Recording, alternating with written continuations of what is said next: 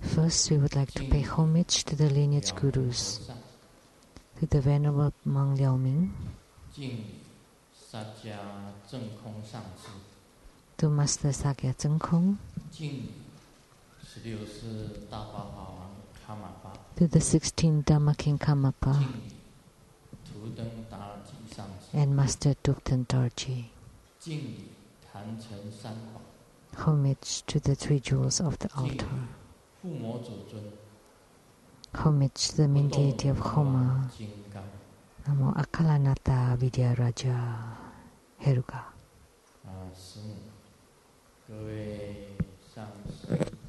Simu, all Dharma masters, Dharma educators, Dharma teachers, Dharma lecturers, Dharma assistants, temple directors, all disciples present here and over the webcast,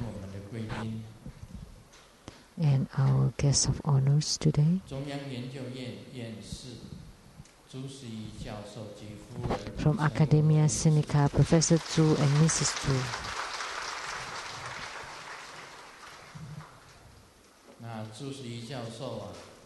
And Professor Zhu is also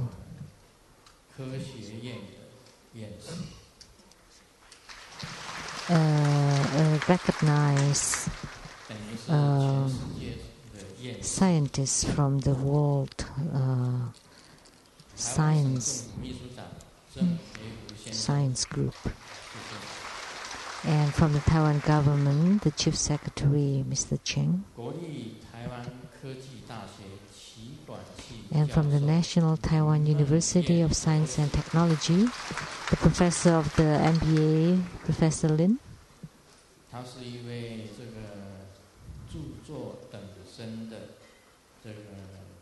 And he has also authored many books on this business administration and management.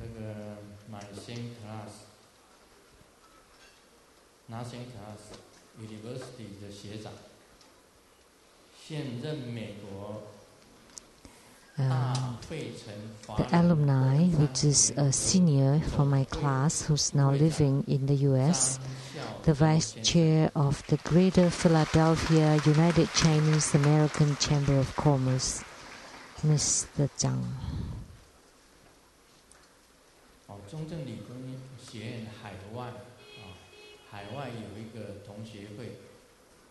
And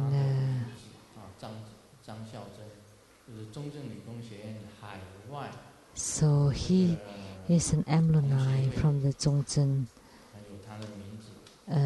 Technical College, from the Alumni Association. I recognize this name. And another alumni, Mr. Wang. Thank you for coming, to you both. University same class man, Zhu Jinsui 先生及夫人陈哲甲女士。Mr. Zhu Jinsui and Mrs. Zhu. And he is from the same class and he graduated first in class. And from the Guam University, the mathematical department, Professor Chen.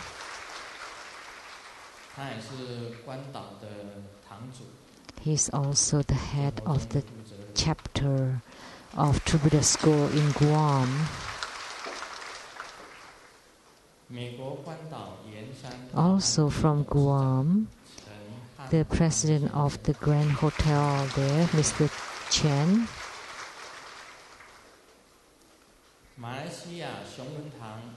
And from Malaysia, Sheng-Yen Tang, the 23rd lineage holder or abbot, which is the current abbot, Dharma Sister Lien Ao. And the future abbot, who would be the 24th lineage holder, is the Dharma brother Zheng Hui.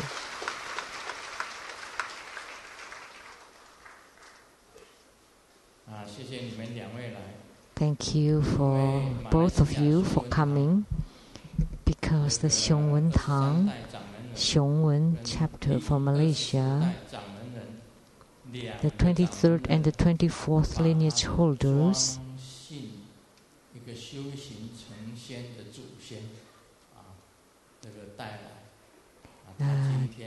they brought the certificate of their patriarch who had attained sagehood. So they're our distinguished guest here. It's interesting, last night in my sleep I met an old man, and he said his ancestor of Zhuangxin, and he's a sage, and he has attained fruition in Taoist practice, and he is intangible. So he told me all the practices of the Sheng-Yen Tang in my dream until this morning at 7.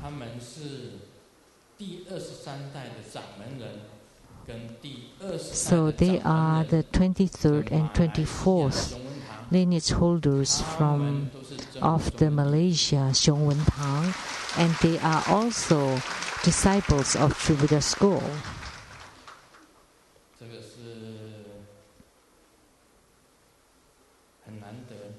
So this is truly an extraordinary event that the lineage holders are all here.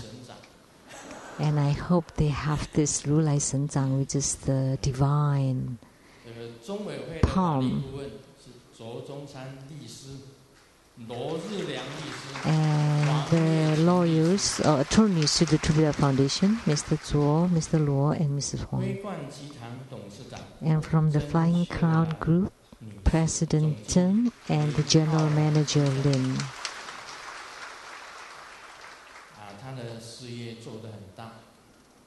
And the business succeeded, and it's a big group. And from Semarang, Indonesia, a very notable businessman, Mr. and Mrs. Guan. The Mrs. name is Huang Meizong.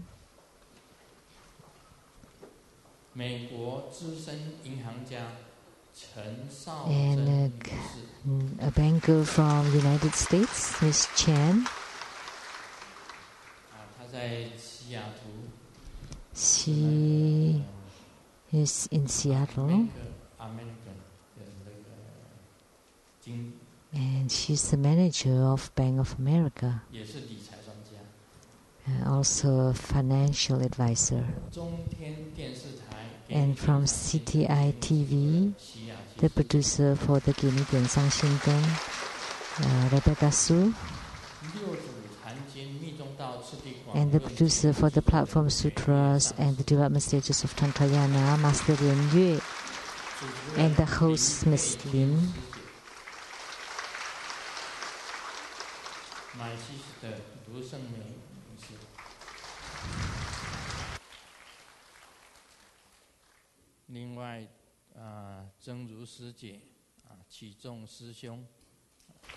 Also, Dharma Sister Zhenru and Dharma Brother Qizong, and many more other guests of honors. Good afternoon, how do you do?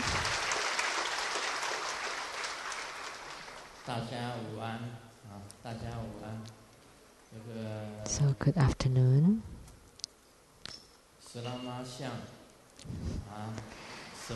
Good afternoon in Indonesian and in Malay.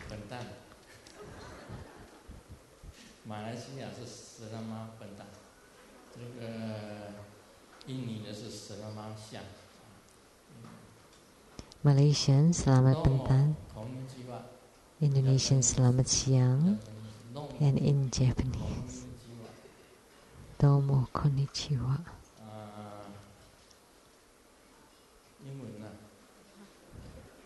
And English? Good afternoon. Good afternoon. 全部都讲了，反正 Now I've said them all. And Taiwanese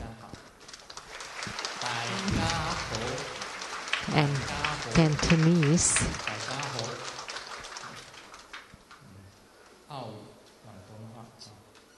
Cantonese.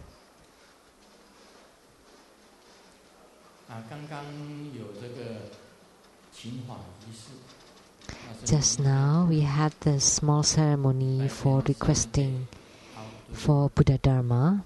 That was for tomorrow, Sunday afternoon at the Chiang Kai-shek Memorial Hall.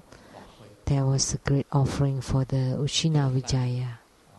That will start at 1:30 p.m. 1:30 p.m.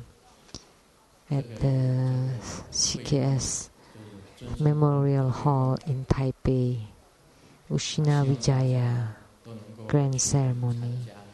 And I hope you all can attend and support the ceremony, and also to be blessed, to be showered by the Buddha's blessings, and to taste the Dharma joy. So tomorrow is a very important event. And I pray to all the Buddhas, Bodhisattvas, Herukas, Dharma protectors, and Dakinis divinities to bless the ceremony tomorrow, so that all goes well and auspicious, and the Dharma teaching will also go well. And today we perform the emanation of Vairocana Buddha,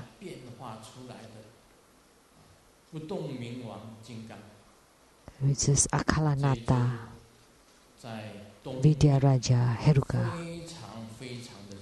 And this deity is extremely important in Japanese Tantrayana. We could even say that in all temples in Japan, tantric temples, they all enshrine Akalanata. And also in Japan, I noticed that many people would worship Siddhigarbha Bodhisattva, and they also worship Akalanata. So we could say that this deity is one of the most important main deities or yidam in Japanese Tantrayana. But in Tibetan Tantrayana, although he's not considered as the five Herukas, but also considered important nonetheless. He's also very important in Tibetan Tantrayana.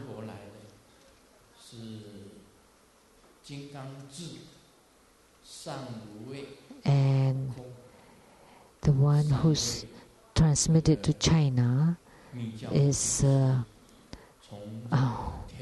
Asvagosa, Amuga, and one more master who started at the beginning of the Tang dynasty. These three Indian gurus or masters transmitted to China, and that's called the Chinese Tantrayana. And then from China transmitted to Japan. One is called Thai Tantrayana, which is the Tiantai sect of Tantrayana. And the second one is from Huiko to Kukai, who returned to Japan, and that became the Japanese Tantrayana. And they highly revere Akalanata. So Jingangzi, the Vajra Prajna, and San Uwe should be Asvagosa, I think. And so the colors and the mudras are slightly different. This is the 9-syllable mantra, and the mudras also different. because one of them was transmitted by Jing Gang Zi, and the other one was transmitted by San Wu Wei. And these two gurus transmitted slightly different mudras.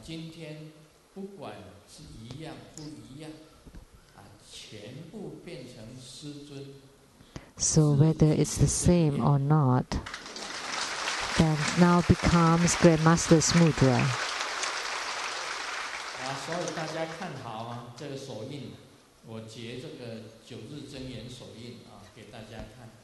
So this is the mudra of the 9-syllable mantra. Now you can see, I will form it for you. So mudra, some formed by the hand, some with the body.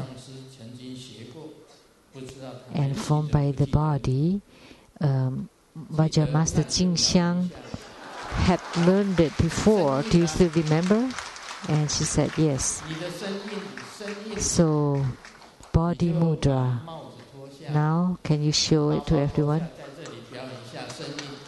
So take off your crown and your robe and now show it to everyone here.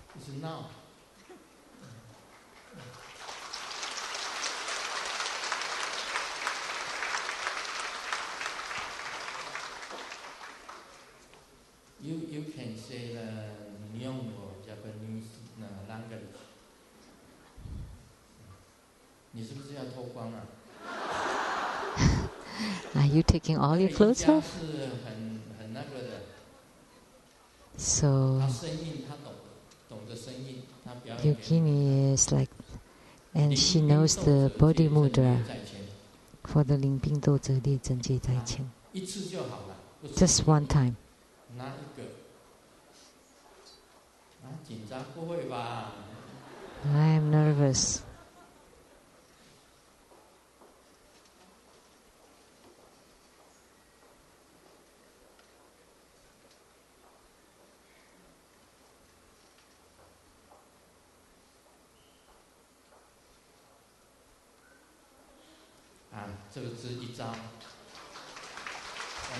This is only one set. That's already quite hard. And with 3 sets, she can go all over the world. So there are 9 body mudra, or body postures, or gestures. And Master Jing Xiang knows. And she's in Osaka, south of Osaka, and in Zhuji Lei Tsang Temple. That's one of the center of True School in Japan, and she's the abbot there, the abbey. And now I would show the hand mudra.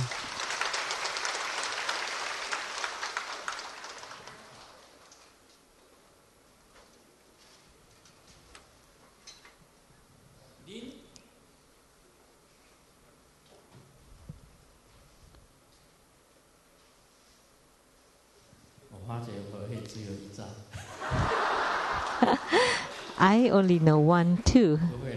No, actually not the case. We need at least 3 in order to go places.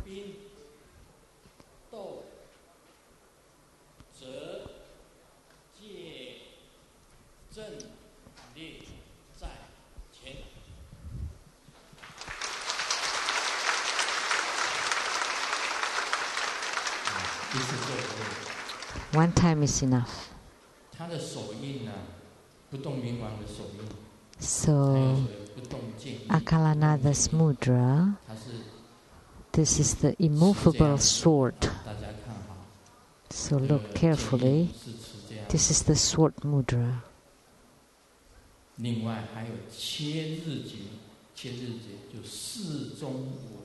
And then the cutting mudra, which is the 4 vertical.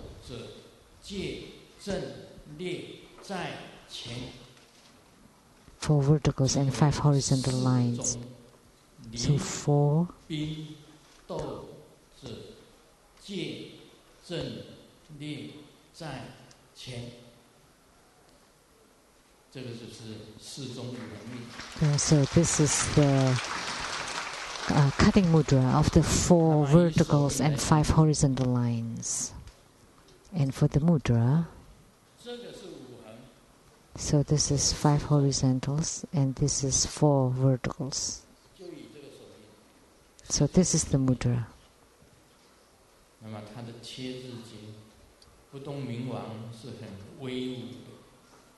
And the cutting mudra. And Akalanatha is very wrathful. He is an emanation of Vairocana Buddha. However, he is willing to be the slave of all the Buddhas and Bodhisattvas.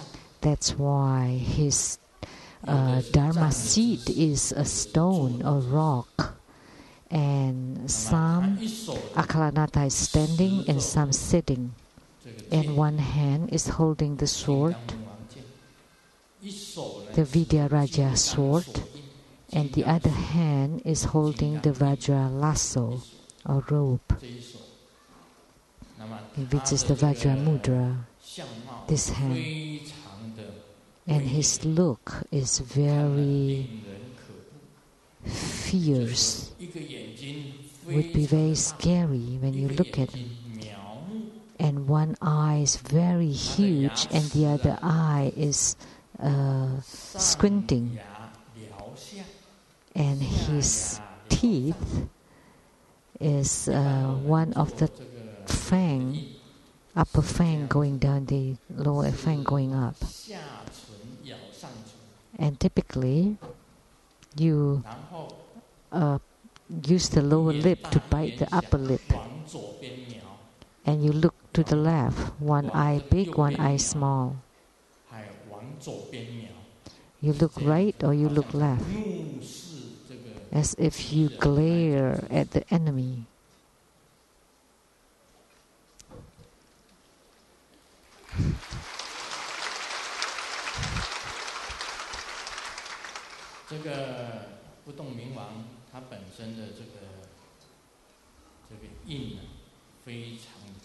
So the mudra for Akalanatha is very special.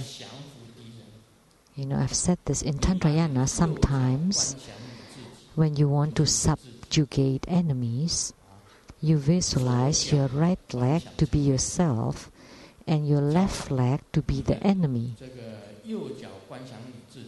So the right leg is yourself and the left leg you visualize to be the enemy lying down. And then you use the right leg to step on the left leg. So you use your right foot to step on the left foot. So this is one of the Akalanatha's mudra, to subjugate your opponent. But don't step too hard. Otherwise, if you take a rock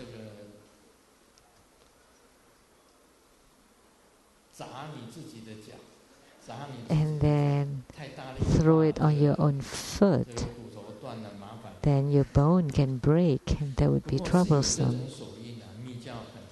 But there is such a mudra in Tantrayana, and that's very extraordinary.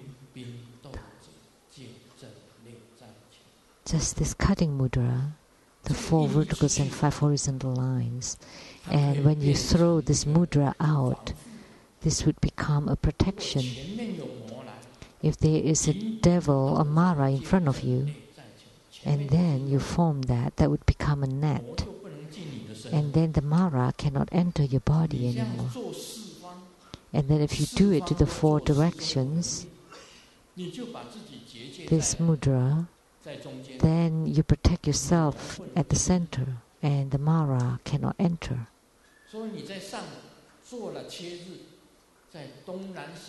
So if you do this cutting mudra above to the 4 directions and below, So that's the ceiling, the foundation, and the four walls around you. Then you protect yourself. Also, when you perform this mudra, you would know the condition of the body of the person you are blessing. And this mudra can also cure sicknesses. If you cut it 5 times, then that person definitely will die right away. 4 times, there would be in CIU. And then 3 times hospitalized in the normal room. And 2 times they can get out from the hospital. And 1 time they can be saved. So usually I use this cutting mudra. So I use the spirit, the power of the spirit.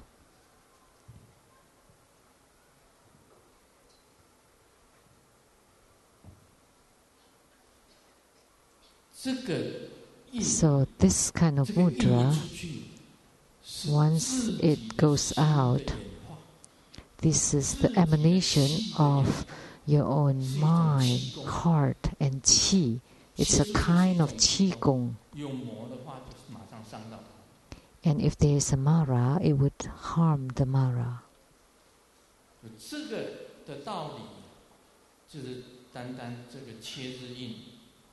So only with this cutting mudra, Akalanata is already incredible, even with this one mudra. And that's from my own personal experience. And this is the sword mudra, as we know. And 2 sword mudras together. So the sword in its length, and then you can take it out, becomes a sword mudra. And the look of Akalanata, the one in the Tanka, is in the sitting posture. And he's still holding the Vidyaraja sword and also the Vajra lasso and the Vajra lock. So you visualize him. After you visualize him, you form the mudra and you recite the mantra. You visualize and form the mudra and visualize and recite the mantra. First visualize and then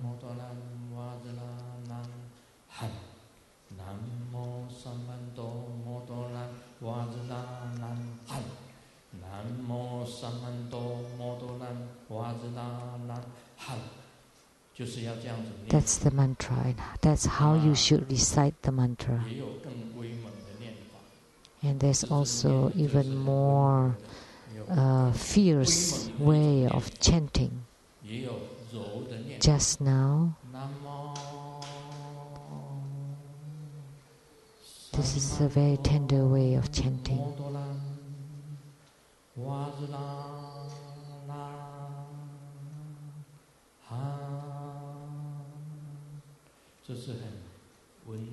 That's a very soft way of chanting.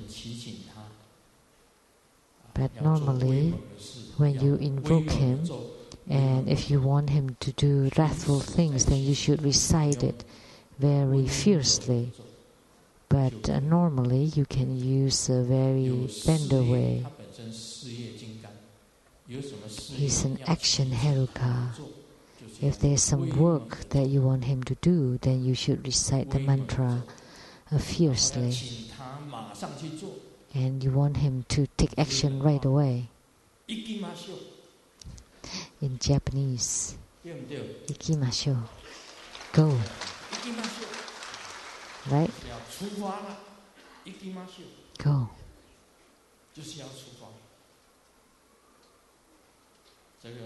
That means time to go. Time is up. Let's go. 好 Time is up. 时间已经到了，应该出发。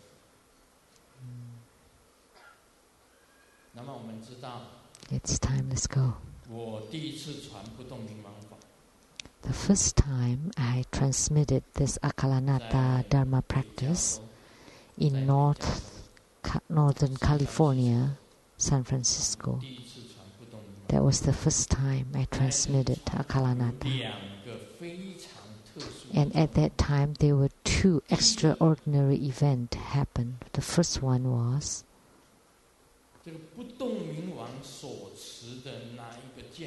the sword that was held by Akalanata flew out from my Dharma table. I didn't touch it. It flew out.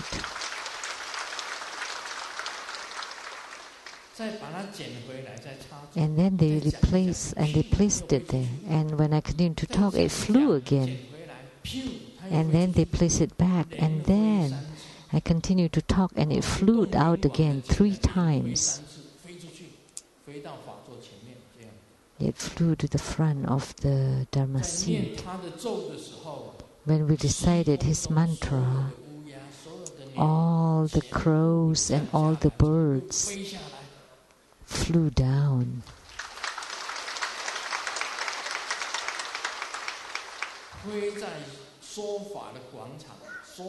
And they flew in the field where we held the ceremony.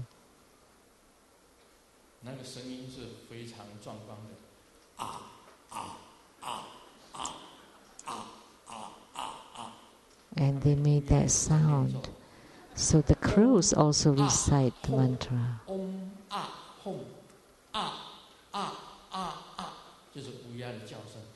That's the sound of the crows.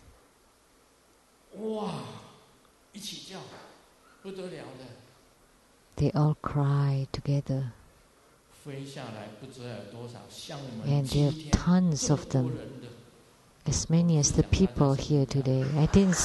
I didn't mean that you are the crows, but it's as many as this. And they all shouting, they all crying out, ah, together. Just heard, they all very scared.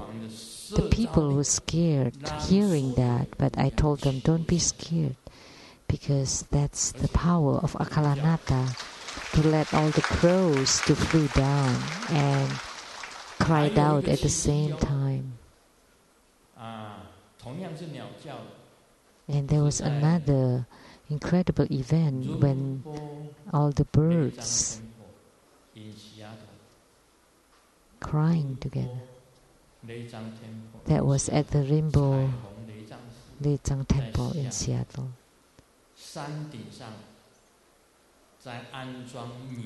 When at the top of the hill there, when we enshrine Maitreya Bodhisattva, the one at the up the hill, when during the consecration,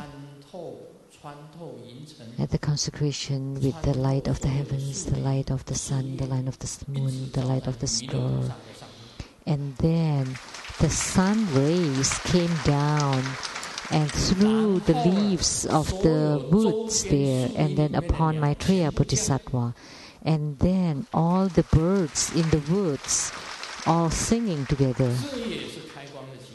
That was also a very miraculous event during a consecration, that all the birds flew down together. So when you saw that, you feel very moved. Master Lin in here, right? You understood? He's Harbin. He's from Harbin, mainland China. From the Black Dragon River.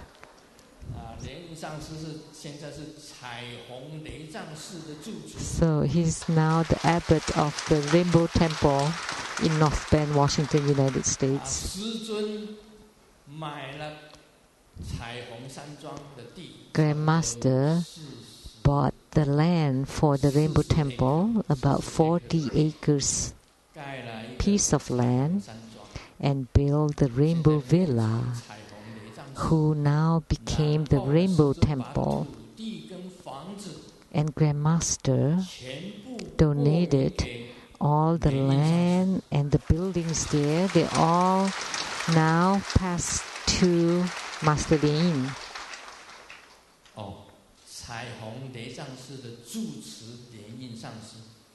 The abbot of the Rainbow Temple, Master Lien. So now it's all bestowed to the Rainbow Temple. And he's the abbot, so it's the same to Master Lien.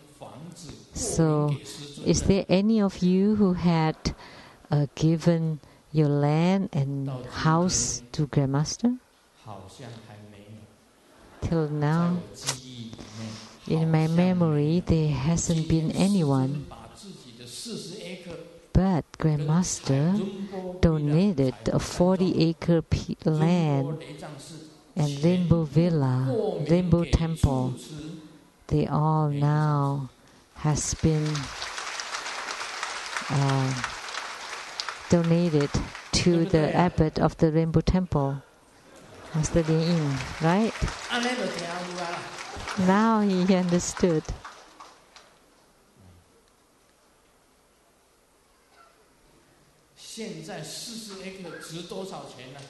So how much is it worth now?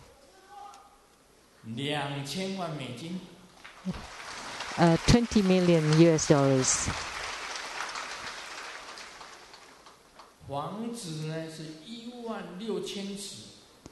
And the house is 16,000 square feet. And it's a beautiful house. It's one of the top-rated, first-rate building. It's a house that cannot be bought for hundreds of millions of Taiwanese dollars. And this means that you have such an expansive, broad heart, a big heart. So I like to tell you, spiritual cultivation is to learn to have a big heart. So in the 9 stages of the Great Completion Dharma practice was talking about openness, that it has no limit, that it can embody anything. Hundreds, thousands of rivers, of oceans, they're all in your heart. So with one gulp you can drink of all the waters of the rivers. You need to have such a heart. So as a spiritual cultivator, if you cannot embrace that thousands of rivers, then that means you still have attachment. When you still have attachment, that means you still have problems or troubles, afflictions.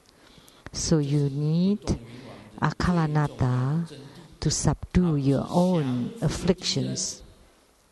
And that's the true power of akalanata. Because it's not to subdue other enemies, because the true enemy is yourself. If you cannot subdue yourself, you always point out other people's mistakes. That means you still have attachments. So in spiritual cultivation, we need to subdue or subjugate ourselves. And once we do that, all the afflictions, all the troubles would be gone. Only then you would be qualified to become a tantric yogi or yogini. This is very important. And this is a very important key point. 5th instruction. So what is Ren-Yun? Ren-Yun is a true mastery of yourself. The first temple in Tibet, built by Guru Padmasambhava, King Trisong Teshon, and Master Jifu.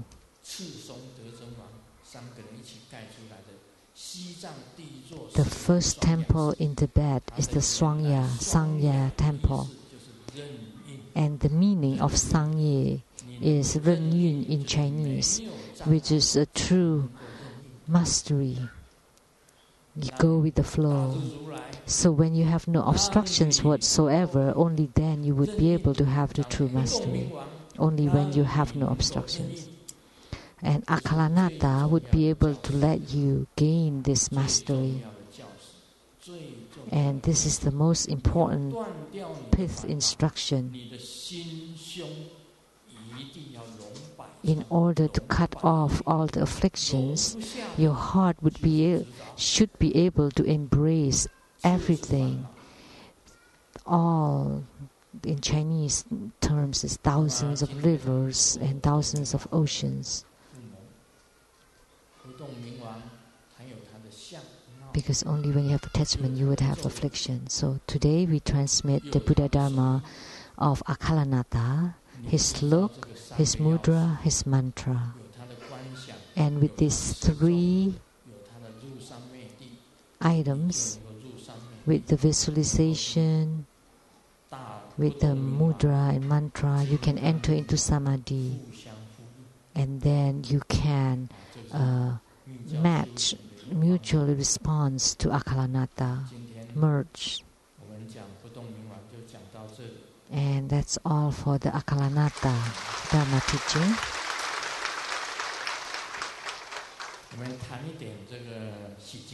And now let's talk a little bit on Hevajra.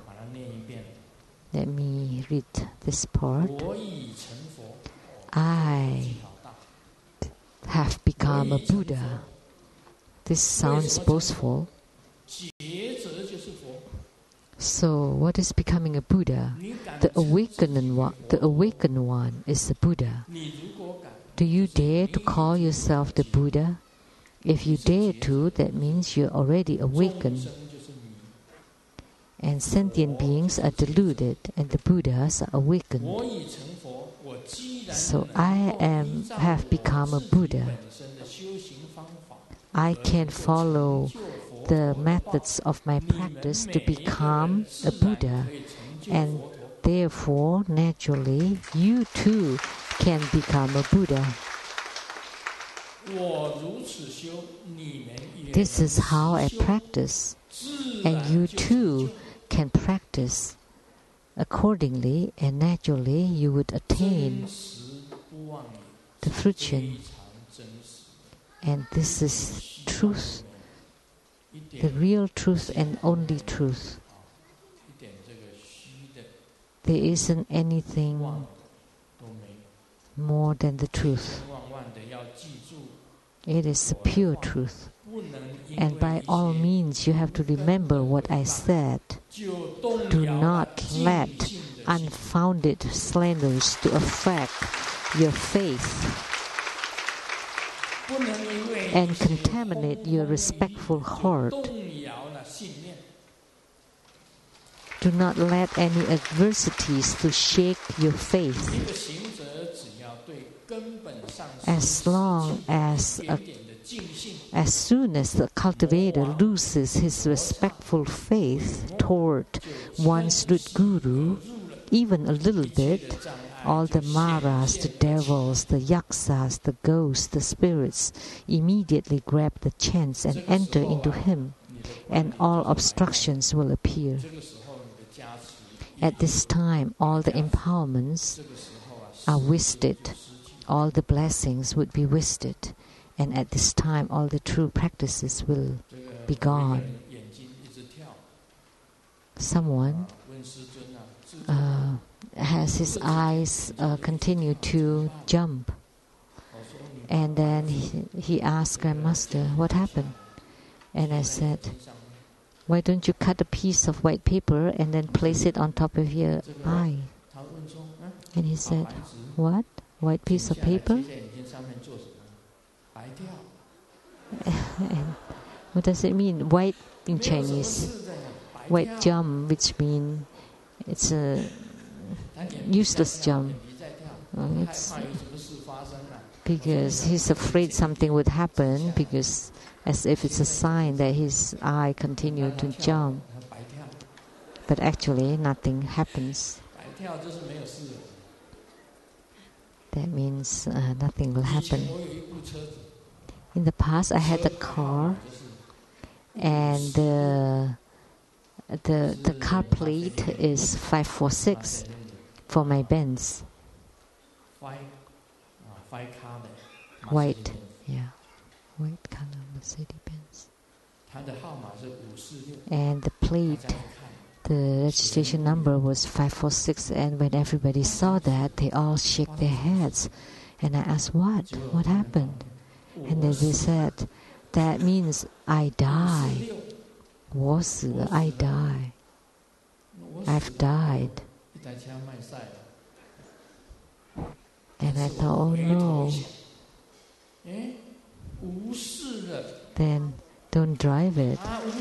But the way I read it is 无视了. It's like nothing, no problem. It sounds the same.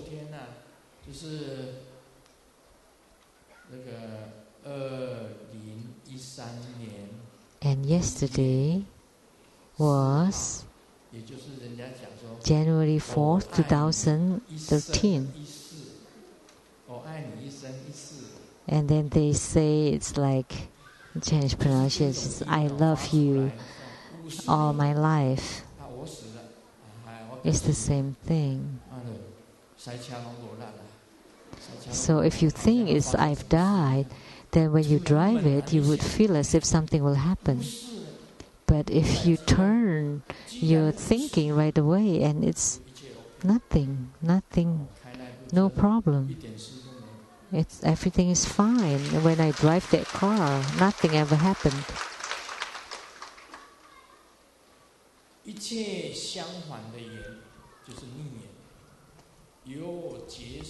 And then all the opposing or adverse affinities appear from one's own perceptions and sensations, and then one completely loses one's faith towards one's root guru.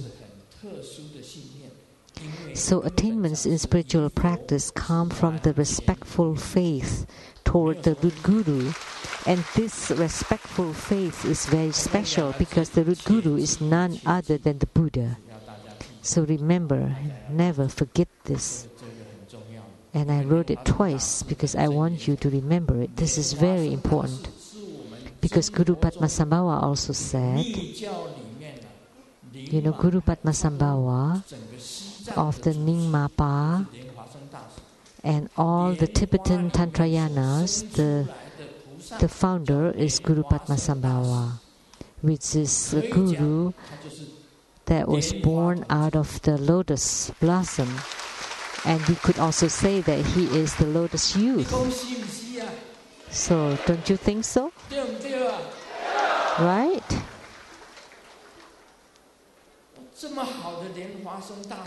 So Padmasambhava, Guru Padmasambhava, which is a guru born out of a lotus born. And it's the same, lotus born, lotus youth. He is lotus youth, right?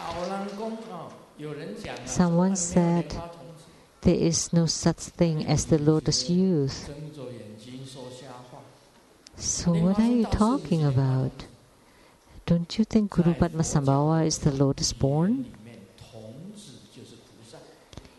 Because in Buddhist terms, the youth means bodhisattva. 童子, youth is bodhisattva. Because he has no mind. The mind is completely free. And that means you're the same as the bodhisattva. And then you will not have any topsy-turvy.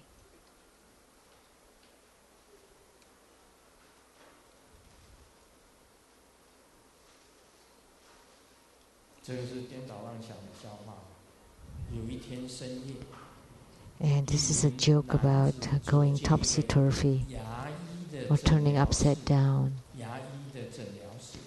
Someone went to a dental clinic and said, "Excuse me, could you help me? I feel that I am a flying goose."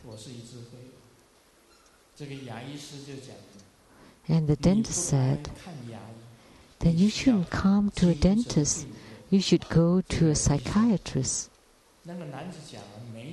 And the man said, yeah, I know. Then why did you come here? This is a dental clinic. And the man said, because the light is on here.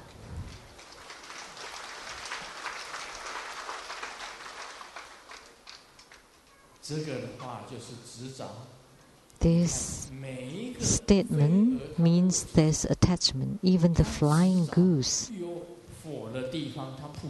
Because, that's like a moth. You know, the moth always fly to the light.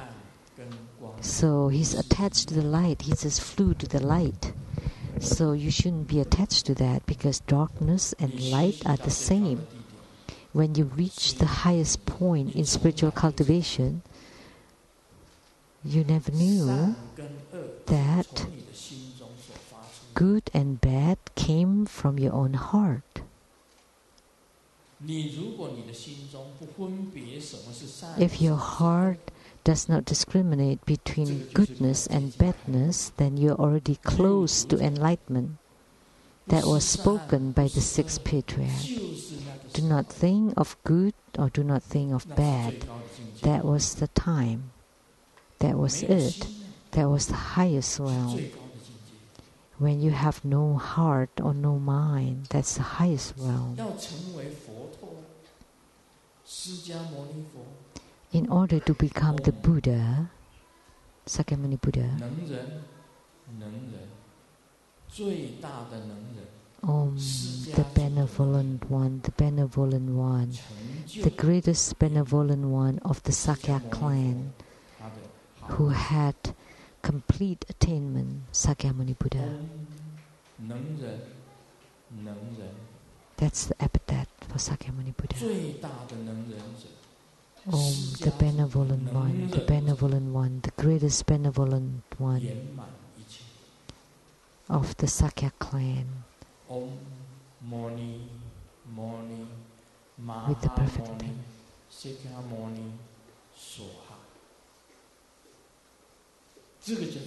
Sakyamuni, let it be attained. This is the mantra of Sakyamuni Buddha, and I translate it into Chinese. Moni is benevolent one. So you could love the great earth, the benevolent one, the greatest benevolent one of the Sakya clan, who could complete the original wisdom. That is called the Sakyamuni Buddha. So don't explain it wrongly. Listen to this joke.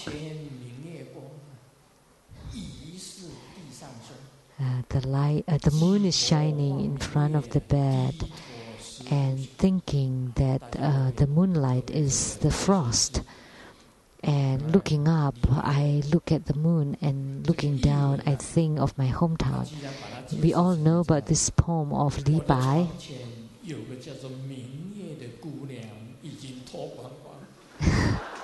But there's an artist that explained it, that in front of my bed there is a girl called the moon that's naked.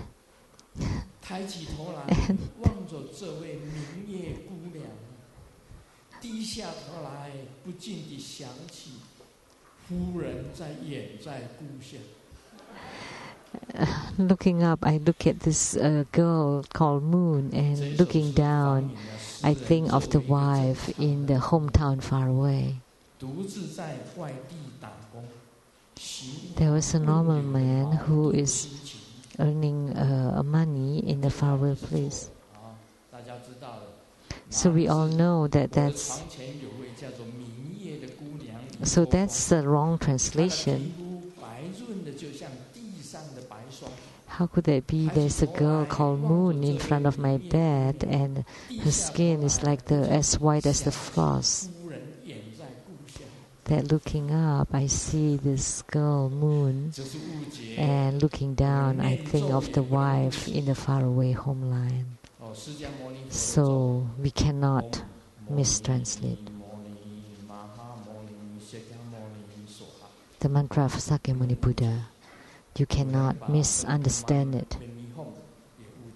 Someone also misunderstands Om Mani Padme Hum, and that should not be allowed. That shouldn't happen. So there are a lot of misunderstandings about mantras.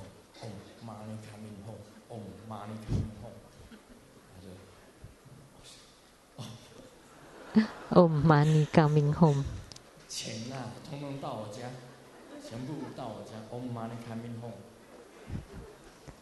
So it becomes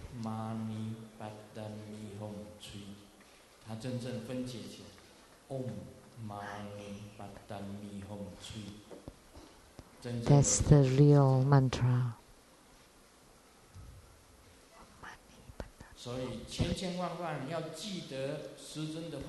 So, by all means, remember Grandmaster's words. Do not let unfounded slanders affect your respectful faith. Guru Padmasambhava also said, only if you honor or respect the Guru, you can treasure the Dharma. Only when you treasure the Dharma, you can practice diligently. Otherwise, they're all gone to dust. And all the empowerments, all the blessings will go to waste. And then you would have no faith in your practice. And Grandmaster is the one who really practiced.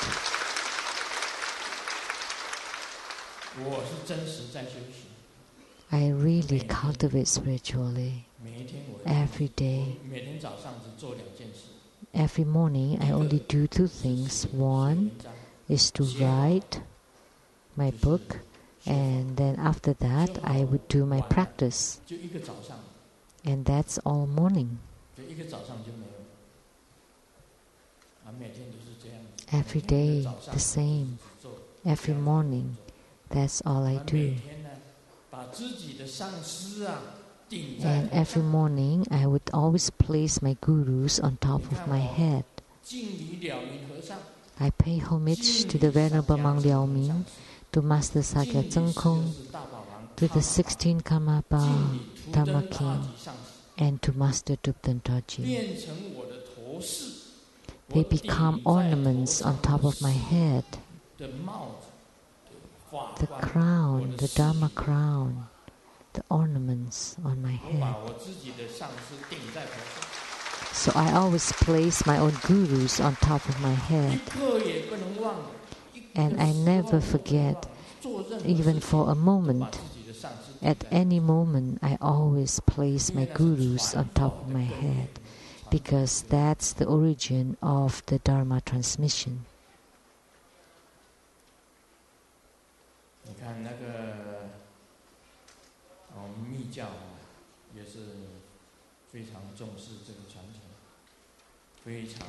And in Tantrayana, we also put great importance on lineage. I've said that before. The first Karmapa, from Gambopa to the first Karmapa, to the 16th Karmapa, to the 17th Karmapa, the lineage never stopped. So the Karmapa lineage also in me. I'm the disciple of the 16th Karmapa.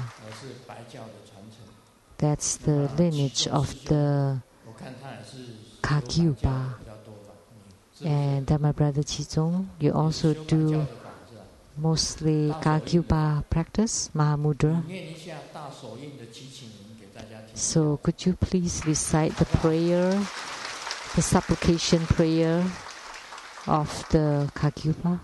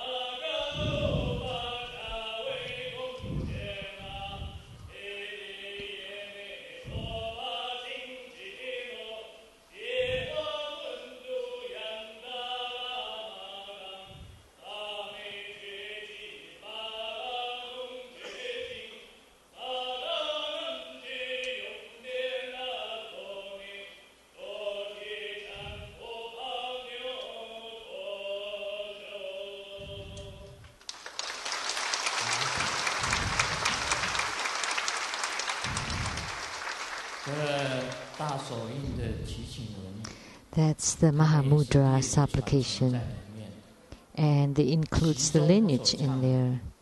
So what was sang earlier from Tilopa, from Ninguma, Tilopa, Naropa, Marpa, Milarepa, Kampopa, and then Kamapa 1, the first Kamapa, till now the 17th Kamapa. So primarily the supplication is to supplicate all the lineage gurus for the Mahamudra, for all the lineage gurus. Nigoma, Tilopa, Naropa, they were all Indians, and then Marpa is Tibetan, was Tibetan, Milarepa, Kampopa,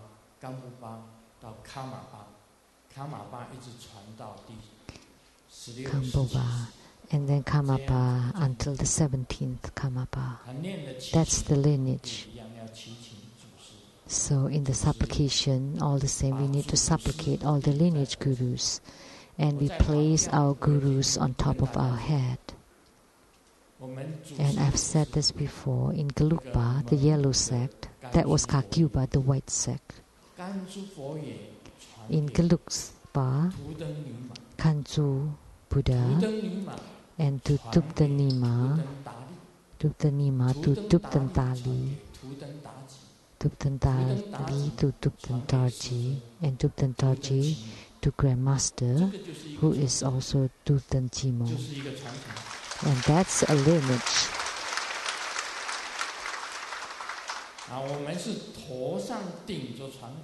So on top of our heads, we place our lineages.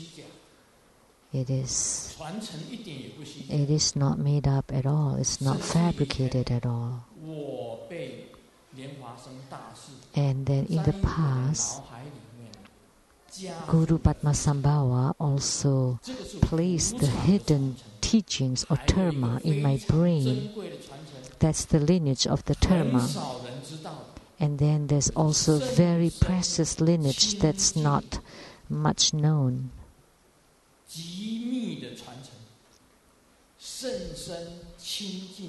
It's a very remarkable, marvelous, secret, pure lineage that flow in your heart naturally.